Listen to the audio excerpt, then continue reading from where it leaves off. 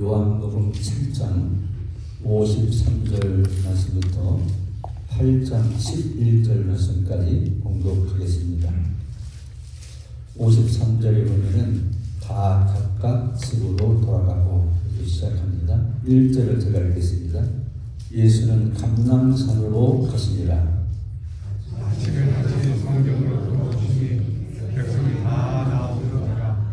사제사가 그를 가르치시더니 서기관들과 바리새인들이 음행 중에 잡힌 여자를 끌고 와서 가운데 세우고 예수께 말하되 선생이여 이 여자가 가난하다가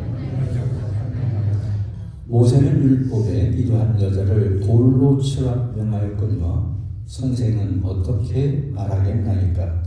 그들이 그렇게 말하면 보자 하여 예수를 시험하느니라.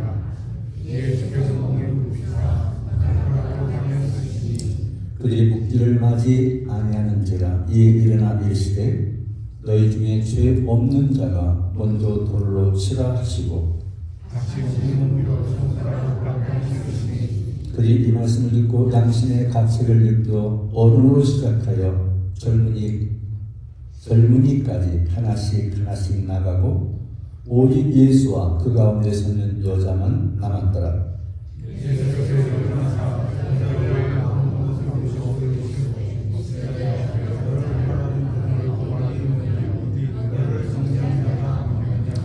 다 같이 읽겠습니다. 대답하되 주여 없나이다. 예수께서 이르시되 나도 너를 정죄하지 아니하노니 가서 다시는 죄를 범하지 말라 하시니라. 아멘. 한번 따라 하시겠습니다. 긍휼을 베푸시는 예수님, 긍휼을 베푸시는 예수님, 용서를 베푸시는 예수님. 용서를 베푸시는 예수님. 오늘 말씀의 배경은 이스라엘 백성들이 초막절을 지키는 그 절기 끝날 쯤에 일어난 일입니다. 이스라엘은 3대 절기가 있는데 이 3대 절기에는 이스라엘 백성들이 예루살렘으로 모여옵니다.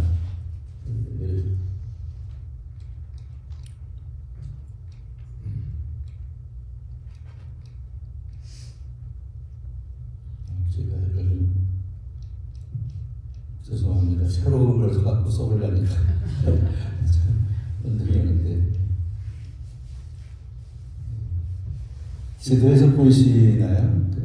예루살렘 보이시나요? 네, 예루살렘 유다 지역이 있습니다. 주로 예수님은 저 위쪽에 올라가셔서 갈릴리 근처, 갈릴리 호수 근처에서 복음을 전하셨는데 예수님도 이 초막절을 지키기 위해서 지금 유다에 있는 예루살렘으로 내려오셨어요. 이때는 한참 예수님이 복음을 오랫동안 전파하던 시기였기 때문에 예수님은 이 예루살렘 근방에 계시면서 복음을 전할 절호의 기회였고요. 왜냐하면 전국에서 사람들이 여기 모여오니까요. 한편 예수님을 시기하고 고발하려고 하는 나쁜 무리들이 있었는데 그들은 예수를 고발해서 감옥에 넣을 그런 절호의 기획이 됐습니다. 그래서 이런 부딪히는 상황 속에서 7장이 전개가 되어지는데 이런 일이 있은 후에 예수님께서 각각 사람들은 집으로 돌아갔고 그 다음에 예수님은 감람산, 예루살렘 바로 옆에 있는 산입니다. 올리브산이라고도 하는데요. 그 감람산으로 기도하러 가셨다. 그리고 이틀 아침에 이제 절기 끝나기 됩니다. 다시 성전에 와가지고 사람들을 가르치게 되어지는데 그때 뜻밖의 이런 사건이 하나 생겼습니다. 서기관과 바리새인들 그들이 음행을 하다가 현장에서 붙잡힌 여인 하나를 데리고 왔습니다. 그리고 예수님께 이렇게 질문했습니다. 모세의 율법에 의하면 음행하다가 붙잡힌 사람은 돌로 쳐서 죽이라 그렇게 되어 있는데 선생, 예수는 이 일에 대해서 어떻게 생각합니까? 라고 말한 것입니다. 실제로는 이 내용을 살펴보면 예수님한테 잘 모르는 것을 알기 위해서 질문한 것이 아니라 이 질문을 통해서 예수님이 어떻게 답하는가를 보고 그 예수를 고발해서 감옥에 넣을 생각으로 꾸민 흉계였습니다. 예수님께서 그것을 간파하셨는지 아무 소리 안 하시고 땅에 엎드려서 무언가를 쓰셨다. 이렇게 쓰고 있는데요. 그 과정을 좀 살펴보면 이렇게 되어 있습니다.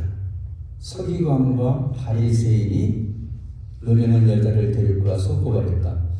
근데 이거를 좀 살펴보면요. 구약성경 모세 율법에 보면은 음행하다가 들키면 음행한 여자와 남자를 함께 죽이게 되어 있고, 어디서 죽이냐면 음행 사건을 저지른 장소에서 성문 밖으로 끌어다가 성 밖에서 돌로 쳐서 죽이도록 그렇게 율법에 되어 있습니다.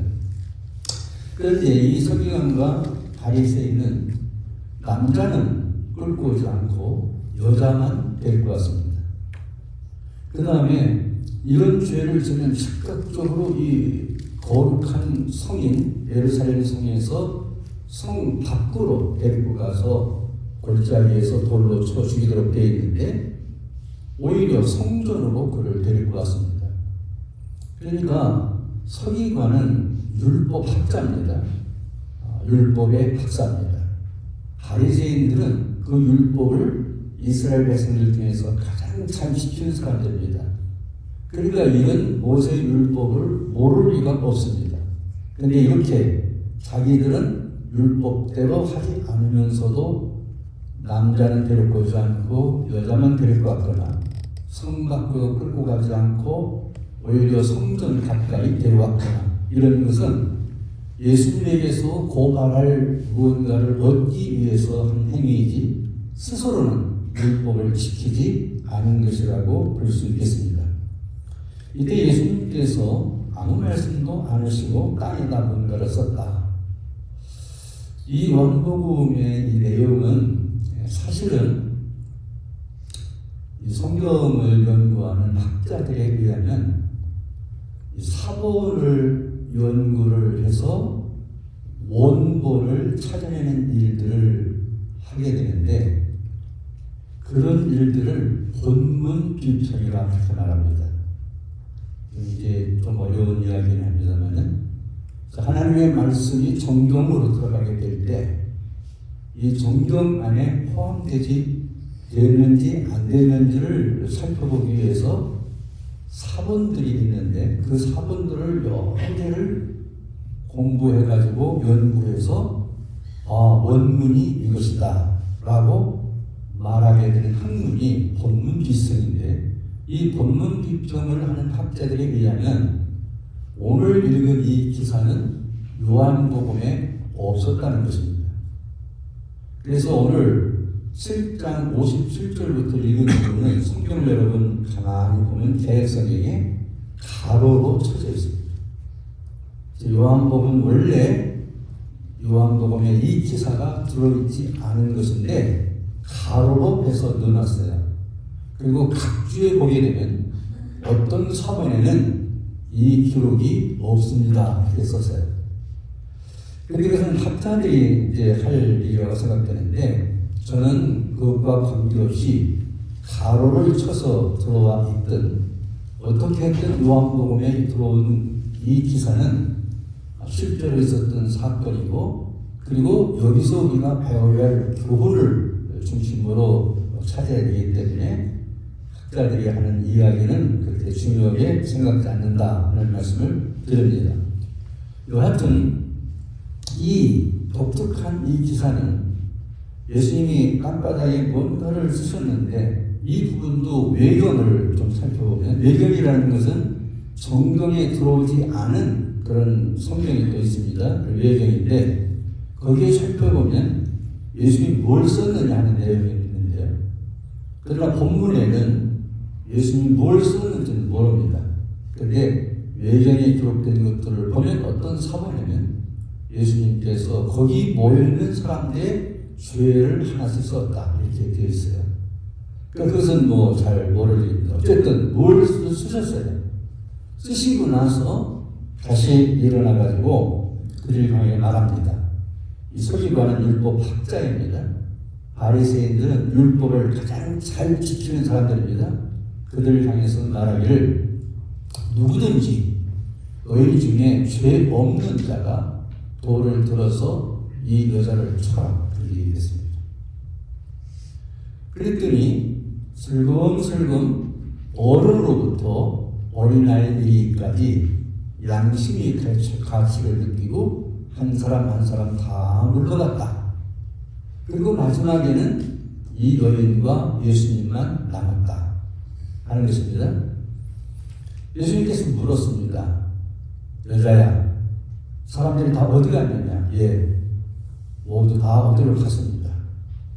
예수님께서 마지막에 11절에 이렇게 말했습니다. 나도 너를 정죄하지 아니하노니 가서 다시는 죄를 범하지 말라 말씀하셨다. 한번 읽어볼까요? 11절 다 같이. 예수께서 이르시되 나도 너를 정죄하지 아니하노니 가서 다시는 죄를 범하지 말라 하시니라. 이것이 오늘 우리가 살펴볼 내용입니다. 저는 여러분들이 요한복음 좀 큐티를 하고 계시기 때문에 이 요한복음을 읽는 중에 계속해서 제가 강조하는 거 하나는 요한이 요한복음을 쓴 기록의 목적입니다. 그는 반복에 말씀드린 것처럼 20장 31절에서 요한복음을 이런 목적으로 썼다라고 밝히고 있습니다. 같이 읽어보겠습니다. 오직 이것을 기록함은 너희로 예수께서 하나님의 아들 그리스도이심을 믿게 하며 또 너희로 믿고 그 이름을 힘입고 생명을 얻게 하게 하며. 요한복음을 기록한 목적에서 오늘 읽은 이 기사를 보면 예수님이 누군가 하는 것을 밝히고 있습니다. 예수님은 누구라고 했습니까? 하나님의 아들이에요. 하나님의 아들과 동시에 그는 그리스도예요. 그리스도라는 말은 무슨 뜻인가요? 왕이라는 뜻이 있고 구세주라는 뜻이 있고 메시아라는 뜻이 있어요. 그러니까 예수가 하나님의 아들인데 그 하나님의 아들 예수가 구세주다. 세상을 구원할 자다. 세상의 왕이다. 메시아이다. 이런 뜻입니다. 그러면 우리는 이런 질문을 할 수 있어요. 하나님의 아들 예수가 구세주로서 이 세상에 왜 오셨나 하는 것입니다. 이 질문을 가지고 오늘 11절 말씀을 대입해보면 이렇게 말할 수 있어요. 나도 너를 정죄하지 아니하노니. 내가 하나님의 아들로서 구세주로서 이 세상에 온 목적은 뭐냐? 세상에 있는 사람들이 지은 죄를 정죄하려고 온 것이 아니다. 잘못한 것을 끄집어내서 책망하려고 온 것도 아니다. 죄를 지은 사람의 죄를 드러내서 그를 벌하려고 온 것도 아니다. 하나님의 아들인 예수인 내가 이 세상을 구원하기 위해서 세상에 오신 목적, 이 세상에 와서 무엇을 하기만 했느냐? 간음죄를 짓고 음행한 죄를 지은 여인이라 할지라도 그 음행한 죄를 드러내거나 그 죄를 책망하거나 그 죄를 통해서 벌을 주려고 한 것이 아니라 음행하다가 들킨 여자는 율법으로는 돌에 맞아 죽어야 마땅합니다. 돌에 맞아 죽기 전에 죄인이라고 정죄할 것입니다. 그를 책망할 것입니다. 사람들은 그를 나쁜 사람이라고 아우성칠 것입니다. 죄값을 받아야 된다고 말할 것입니다. 그것이 율법입니다. 그렇지만 세상을 구원하러 오신 예수는 그런 음행을 저지르다가 들킨 율법으로 보면 돌에 맞아 죽어도 마땅한 그런 죄를 지은 사람임에도 불구하고 너를 정죄하지 않겠다. 이게 예수님이라는 것입니다. 너를 정죄하지 않겠다. 왜 정죄하지 않을까요? 그러면 이런 사람들을 예수께서 어떻게 보신 걸까요? 우리의 말로 바꿔보면 그런 사람들을 긍휼히 여기신다는 것입니다. 나도 너를 정죄하지 않는다. 이런 여자가 얼마나 불쌍한 여자입니까? 얼마나 안타까운 현실입니까? 옷 오죽하다가 어떻게 하다 잘못해서 부인이 있는 다른 남자와 음행을 저질렀겠습니까? 이 상황이 어떤 것인지는 모르지만 이 여인의 입장에서 보면은 정말로 이제는 딱한 여인일 수 있습니다. 그러나 모든 세상의 사람들을 대표하는 율법학자와 율법을 가장 잘 지키는 사람들은 모세의 율법을 갖다가 쥐로 대면서 그 사람은 정죄 받아야 마땅하고 책망 받아야 마땅하고 벌을 받아야 된다고 큰 소리를 쳐야 마땅한 것이죠. 그런데 그런 사람들을 우리 주님은 긍휼히 여기신다는 것입니다. 긍휼이라는 말은 무슨 말입니까? 우리가 죄로 인해서 벌을 받아야 함에도 불구하고 하나님께서 벌하지 않는다는 것입니다. 오히려 불쌍히 여겨준다는 것입니다. 너무 안타까움만 가지고 그를 대해준다는 것입니다. 그래서 그 여인을 향해서 말한 것입니다. 나도 너를 정죄하지 않겠다. 다른 말로 말하면 그것은 용서입니다. 내가 너를 정죄하지 않고 너를 용서하겠다. 하나님의 아들 예수 그리스도가 이 땅에 온 것은 하나님의 아들로서 이 땅에 온 이유는 이 땅에 와서 하고자 하는 일은 죄 지은 자를 용서하기 위한 것입니다. 잘못한 것을 드러내는 자가 아니라 잘못한 것을 책망하는 자가 아니라 죄 있다고 정죄하는 게 아니라 긍휼한 마음을 가지고 접근해서 그를 용서하는 것이다. 그래서 가상수련에서 예수님이 십자가에 매달려 돌아가실 때에 23장 누가복음 34절에 보면 이렇게 십자가상에서 예수님이 말합니다. 아버지, 저들을 사하여 주옵소서. 저들이 지금 하는 짓이 무엇인 줄을 모르고 못하고 있습니다. 저들을 용서해 주세요. 용서하기 위해서 세상에 오셨던 그분, 죄 지은 자를 긍휼한 마음을 가지고 다가갔던 예수님, 마지막 십자가에서 억울한 죽음을 당하면서까지도 아버지 하나님을 향해서 말합니다. 저들을 용서해 주세요. 저들의 잘못을 용서해 주세요. 그렇게 기도했던 것입니다. 이것이 십자가의 위대한 용서입니다. 이게 중요한 건 아닙니다만 그냥 지나는 말로 들으시기 바랍니다. 외경에 있는 걸 믿지 않기 때문에 이게 뭐 사실인지 아닌지도 잘 모르지만 외경이라는 책에 이런 게 써 있습니다.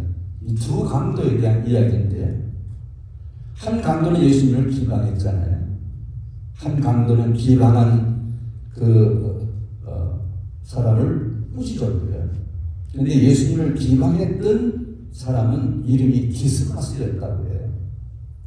그리고 예수님을 비방했던 디스마스를 꾸짖는 자는 디스마스였다고 해요.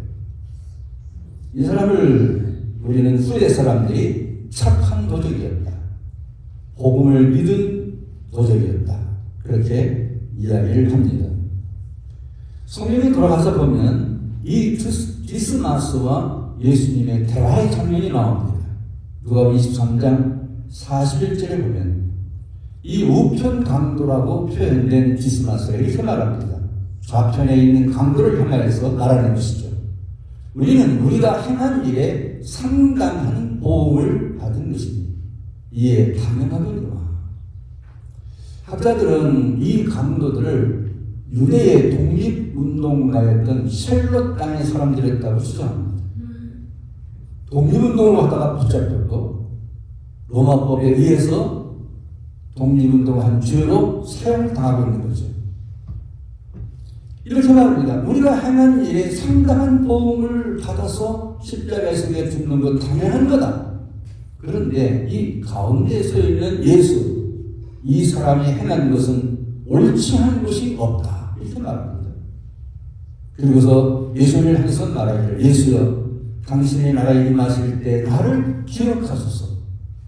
그랬더니 예수님께서 뜻밖의 말씀하십니다. 예수께서 이르시되 내가 진실로 네게 이르노니 오늘 내가 나와 함께 낙원에 있으리라. 이 말씀을 제가 첨가하기를 원하는 이유는 예수님은 긍휼을 모든 사람에게 베푸시기 위해서 오셨습니다. 그 긍휼의 끝은 이 세상에 죄 지은 모든 죄를, 어떤 죄를 포함해서 그 죄를 용서하기 위해서 오신 분이십니다. 그런데 그 긍휼과 용서를 받아들인 사람과 받아들이지 않은 사람이 마지막 십자가상에 있었다는 것입니다.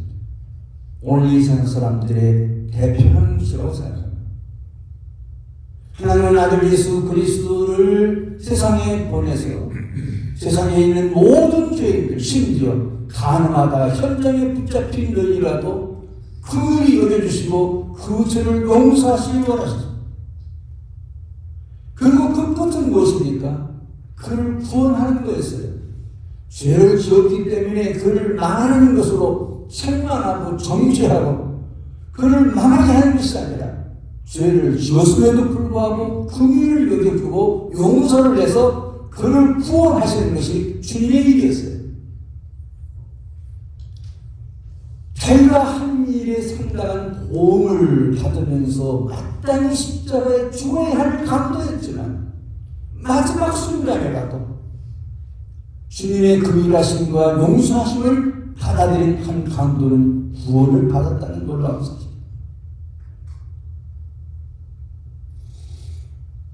여러분 잘 아시는 이야기인데요. 세상의 수도라고는 헤밍웨이의 단편 소설이 있습니다. 이 소설 내용에 한 아버지가 마드리드 시에 한 잡지사를 찾아가서 광고를 의뢰합니다. 그 광고의 내용은 이런 것입니다. 파코야, 화요일 정오에 몬테나 호텔에서 만나자. 다 용서했다. 아빠가. 그렇게 광고를 했습니다. 그랬더니 바로 몬테나 호텔에 몇 명이 운집을 했냐면 800명이 왔습니다. 이 파코는 이 마드리시에서 흔히 있는 프란체스코라는 이름의 주인 말이라고 합니다. 프란체스코라는 이름을 가진 아들들이 너무 많이 살았었고 그 아들들이 아빠와 관계가 나빠져서 집을 나가고 아마 뭔가 아빠에게 잘못한 이 아들이 집을 뛰쳐나가서 방황하고 살다가 어느 날 아빠가 나를 찾는다는 죽는 기사를 본 거죠. 근데 그들이 800명이 모였다는 거예요. 여러분이 소설의 이야기입니다만은 많은 것을 시사합니다. 그 시대나 이 시대나 자녀들이 아빠의 속을 썩히고 아빠에게 잘못을 범하고 집을 뛰쳐나가서 화랑방탕하게 사는 사람들이 많다고 하는 것을 그런 사회상이라는 것을 위해 보여주는 것이죠. 그런데 아버지를 떠나는 아들들은 자기가 잘못한 거 양심이 있는 한 알지 않겠습니까? 그런데 아버지가 무서워서 못 떠나가는 거죠. 자기 잘못이 너무 크니까 감히 아버지한테 못 가는 거죠. 그런데 어느 날 그 아버지가 신문에 광고를 낸 거예요. 사랑하는 아들 파코야. 화요일날 정오에 몬테나 호텔에서 만났다. 아빠가 내가 잘못한 걸 다 용서했다. 800명이 모여졌습니다. 같은 성, 같은 이름을 가진 사람들. 아빠의 용서가 얼마나 필요한 사람들이 많았을까 하는 것을 짐작하게 합니다. 가슴 주면서 이 세상에 떳떳하게 사는 것처럼 성공도 하고 실패도 하고 세상에 살아가지만 아빠에게 잘못한 것을 용서받기 위한 마음을 갖고 살아가는 사람들이 얼마나 많은가를 보여주는 거죠. 저는 이런 생각을 한번 해봅니다. 우리 아버지 예수님은 긍휼과 용서를 가지고 세상에 오셨습니다. 아직까지도 아버지 긍휼하신 혜택을 입지 못하고 아버지가 용서하는 이 은혜를 입지 못하고 사는 사람이 세상에 얼마나 많아요. 아버지는 이미 가늠하다의 현장에 붙잡혀 있는 일을 할지라도 긍휼히 여기시는 아버지이시고 그 죄를 정죄하고 심판하고 멸망시키는 것이 아니라 긍휼한 마음으로 그를 용서하기로 하는 아버지가 있는데 그 아버지를 찾지 못하고 아버지 은혜를 입지 못하는 사람이 얼마나 많은가 하는 것입니다. 여러분, 교회는 예수 그리스도를 배우는 것입니다. 구약 성경은 오실 예수님에 관해서, 신약 성경은 오신 예수님에 대해서, 그리고 요한계시록은 앞으로 오실 예수님에 대한 이야기입니다. 우리가 가지고 있는 성경은 모두가 다 예수님의 얘기입니다. 예수님이 누구라고요? 하나님의 아들. 하나님의 아들이 무슨 목적으로 오셨어요? 그리스도로 오셨어요. 구세주로 오셨어요. 그가 어떻게 하시려고 하네요? 죄 지은 사람 무슨 잘못해도 긍휼히 여기셔요. 그리고 그를 용서하기를 원하세요. 누구든지 그 긍휼과 용서를 받아들이기만 하면 그는 과거의 삶을 정리하고 새로운 사람으로 살 수 있어요. 그래서 이 가늠하다 현장에 붙잡힌 여인을 향해서 나도 너를 정죄하지 않는다 말씀하신 것입니다. 마지막으로 구원받은 자들에 대한 예수님의 기대는 뭘까요? 그는 이제 긍휼과 용서로 끝난 것이 아니라 그 여인에게 이렇게 말합니다. 얘야, 가서 다시는 죄를 범하지 말아라. 어쩌다가 네가 죄를 지어서 이런 부끄러움과 창피를 받았지만 이제 내 죄 문제가 다 해결됐으니 앞으로는 다시는 죄를 지지 말고 살거라. 이 여인이 얼마나 자유로웠을까요? 얼마나 살맛이 났을까요? 어쩌다가 지은 죄 때문에 일생 동안 꼬리표를 달고 다녀든 죄진 가운데서 헤매고 고통받게 할 여인이 있어요. 손가락질하지만 여인이 있어요. 그런데 그 예수님이 모든 죄를 용서해 주시고 이제는 가서 다시는 죄를 짓지 말고 살라고 말하는 거예요. 이 여인에 대한 후속 기사는 없습니다. 어떻게 이 여인이 어디 가서 어떻게 살았는지는 알 수 없습니다. 그러나 우리는 믿음으로 추측합니다. 이 여인은 다시 죄를 짓지 않고 거룩한 삶을 추구하며 살았을 것입니다. 사랑하는 성도 여러분, 금년 한 해 동안 예수님에 대해서 좀 더 배우시는 기회가 되기를 바랍니다. 그때마다 긍휼을 베푸시는 예수님, 용서하시는 예수님, 그 예수님을 여러분이 체험적으로 만나는 한 해가 되시기를 주님의 이름으로 축원드립니다. 다 자리에 일어나서 상대에 기도하시겠습니다. 하나님 감사합니다. 우리의 긍휼을 베푸셔서 감사합니다. 우리의 죄를 용서해 주시는 하나님께 감사합니다. 이제 주님의 용서를 받은 저희는 가서 다시는 죄를 범하지 않고 거룩한 삶 살기를 원합니다. 금년 한 해 동안은 다시 죄를 범하지 않고 깨끗하고 성결하고 거룩한 삶 살게 해 주옵소서. 합심해서 한번 기도하시겠습니다. 고맙고 감사하신 아버지 하나님, 하나님의 아들 예수 그리스도 용서를 이 땅에 오시고 우리를 위해서 긍휼을 베푸시고 용서해 주신 그 은혜를 감사합니다. 하나님 아버지, 우리가 잘못한 것이 많습니다. 죄를 지은 것도 많습니다. 허물도 많습니다. 그러나 주님 그 허물을 탓하지 아니하시고 긍휼을 베푸시고 불쌍히 여기셔서 그 죄를 용서하시고 구원해 주시기 원하시는 주님, 그 은혜에 감사해 주님 앞에 감격해 나옵니다. 이제는 다시는 죄짓지 말고 살아나는 인생을 붙들고 금년 한 해 동안 죄짓지 아니하고 거룩한 삶 살기 위해서, 성전한 삶 살기 위해서 살아가는 저희들이 되게 해 주옵소서. 우리에게 긍휼을 베푸시고 용서하시는 것은 주님의 일이지만 거룩한 삶을 추구하는 것은 우리의 몫입니다. 우리가 노력하고 애써야 되겠습니다. 죄짓지 않기 위해서 애써야 되겠습니다. 잘못된 것에 거하지 않도록 애써야 되겠습니다. 기도하고 성경 읽고 겸손하게 주님의 말씀을 순종하면서 금년 한 해 동안 거룩하고 깨끗한 삶을 주게 살아가게 도와주시고 아름다운 열매를 맺는 해가 되도록 도와주시고 주님의 베푸신 그 은혜를 잊어버리지 말고 살아가는 저희 모두가 되도록 축복하여 주시옵소서. 그와 같이 이럴 때에 예수님의 이름으로 기도하옵나이다. 내 주 되신 주를 참 사랑하고 곧 그에게 죄를 다 고합니다. 주님을 찬양하겠습니다.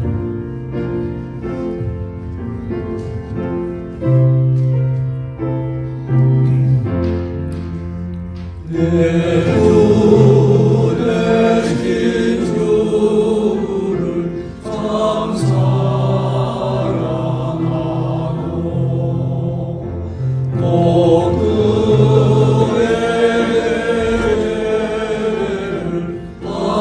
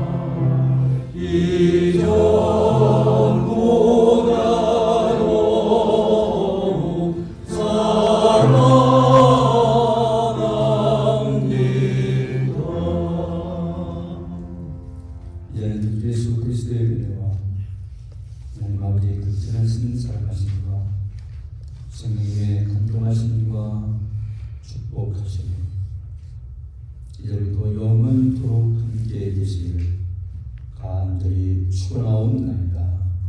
아멘.